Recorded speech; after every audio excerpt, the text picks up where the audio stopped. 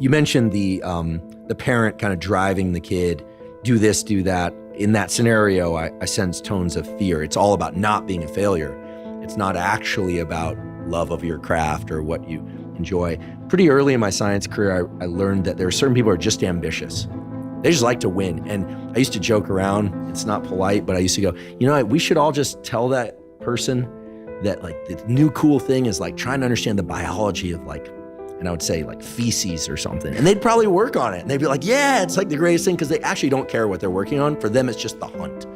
And I learned that actually people like that can serve an important role because there's actually a whole microbiome. There are actually labs that do work on feces. So forgive me, my colleagues that work on microbiomes. But in all seriousness, people who are just ambitious can be very effective because you put a problem in front of them and it's like a dog they'll just retrieve. It's like they'll just go, as opposed to love of retrieving for retrieving's sake. It's like you give it that same dog, the analogy here would be you give that same dog a high jump and they're like into high jumping, right? Or whatever it is, or diving underwater.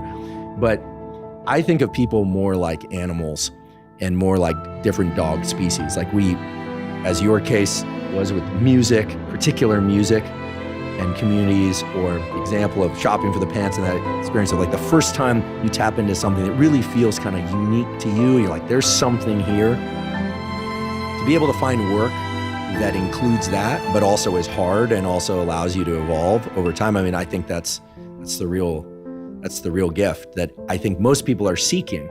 And of course, there's no shortcut to that except perhaps one, which is to be able to sense the difference between ambition and, there's no better word for it, let's just call it what it is, which is love. Like I love this. And the reason I think that love is so powerful, and here I'm sounding like Lex Friedman, but I don't mean interrelational love. I mean like sort of the being able to sense what that feels like, is that I do believe that it allows us to tap into an enormous number of things that fear alone and ambition alone and just being a hard driving person alone will not allow us to tap into. Things like adaptiveness, creativity, and I think there's a really obvious reason for it, which is that the one thing we know about our species is that we want to make more of ourselves and to take good care of our young. Whether or not everyone has kids or not is irrelevant. The point is that every species not only wants to do that, but need to do that. And the feeling of love is really what allows us to be adaptable. I don't think there's anything that trains up adaptability as much as being around kids. You just have to be adaptable, right? Because one moment they're up, then they're down, then they're disappointed. So, you shared a really important story about loss of somebody that clearly you loved, and that clearly loved the community he worked. It wasn't just that you guys loved him; it's that he loved you guys. And I think that being able to tap into these feelings of love for things, for people, and for experiences, I think is so critical. And, I don't meditate much these days, but I have heard of this like love and kindness meditation, and it always sounds so soft to me. I was thinking like, gosh, what am I supposed to do then? Float, like levitate at the end and like wear a muumuu or whatever it's called. I don't know what's the thing. But my friend, who I'm fortunate to call a friend, not trying to name drop here, but I'm very fortunate to call Rick Rubin, the music producer, a friend. And he was the one who started turning me on to different forms of meditation, the ones I mentioned before, and this idea that there are forms of meditation which put us in touch with what he calls the source. Now, this is really getting a little mystical, but I think this all maps back to the same thing, which is that there are sources of dopamine and the other neurotransmitters in us that give us kind of a superpower to adapt to anything.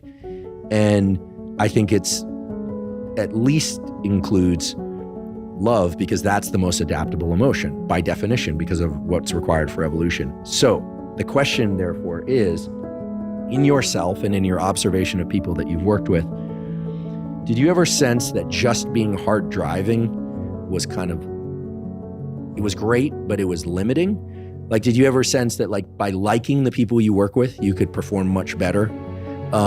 Even if they perhaps were not as hard, to kind of borrow the common parlance around this, they weren't as hard as everybody else, that because you like each other so much that you can kind of do anything?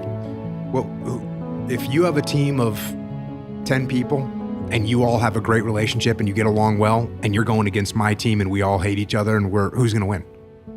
The team that loves each other is going to win, I would hope. It's not even close. It's not even close. As a matter of fact, if you work for me and you don't like me, what kind of performance are you going to give me? It's going to be tough. What if you love me and I've looked out for you and I've done everything for you and I've taken care of you? What kind of performance are you going to give me? I'm like everything. A dog, I'd die for you. So, yeah, you know, earlier you asked about the human animal and human nature, and this is part of leadership. I got asked this question the other day by I was working with a company, and the guy says, you know, how do I identify what are the characteristics of someone that can execute, and how do I identify those characteristics in a person so that I can get those people? And I said, well, first of all, the characteristics are the characteristics that everybody's, you know, obviously someone that's driven, someone that can communicate well, someone that's going to make things happen. Those are pretty simple to know. We know what they are. How do you identify them? It's pretty simple as well. I give you a task. I give Andrew a task. It's a pretty simple task. If you get it done, cool. Give you a little bit more complex task. Do you get it done? Yes.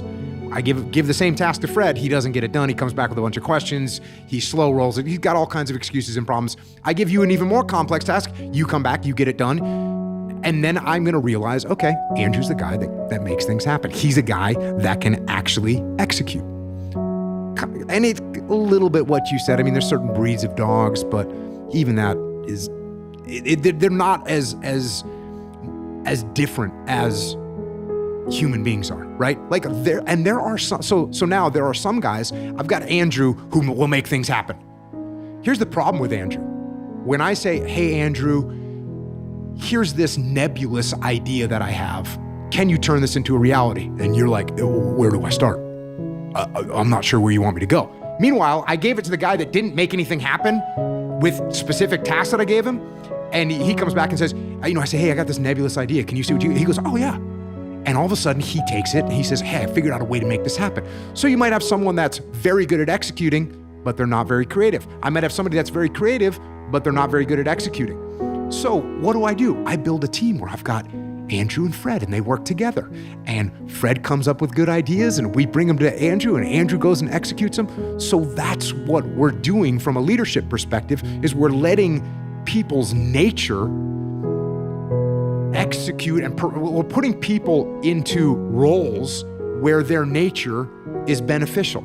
I'm not going to take someone that's shy and introverted and put him out in a lead sales role. I'm not going to take somebody that's boisterous and extroverted and put them into a cubicle where they're going to be looking at spreadsheets all day.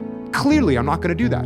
So what we have to do as leaders is we have to find the right people for the right role, and we place them into those roles. Now, does it mean that I abandon all hope that the guy that's an introvert will ever develop more communication skills? No, I'm still going to work with him. And over time, we'll get him a little bit moving in the right direction. But I'm not going to take somebody that's a total introvert and turn them into a lead sales guy. That's not going to happen any more than I'm going to change a tiger stripes. So that's what we have to do, is we have to help people as leaders. We have to help people find the role and find the thing that they're good at. Now, does that mean if I have someone that loves their job, they're going to do better at it? Absolutely. Does it mean that if I have somebody that's driven just by achievement, that they're going to be good at their job? No, in fact, well, they can be. There's going to be certain roles I can put them in, right? If I've got a sales number I need to hit, and Andrew's super into achievement, he wants to be the golden child and wants to have his picture on the magazine that we put out about our industry.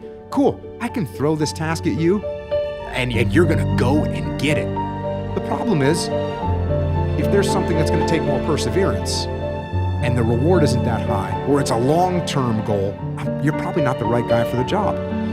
So liking your job is absolutely critical. And if you love your job, you're going to be able to most likely excel at it. Now, you could be an unfortunate person that loves your job and is not good at it. That happens occasionally, right? Yeah, but it seems, it seems pretty rare. It reminds me of your skateboarding career. Yeah. You love skateboarding, but you just weren't that good at it. I wasn't that good at it.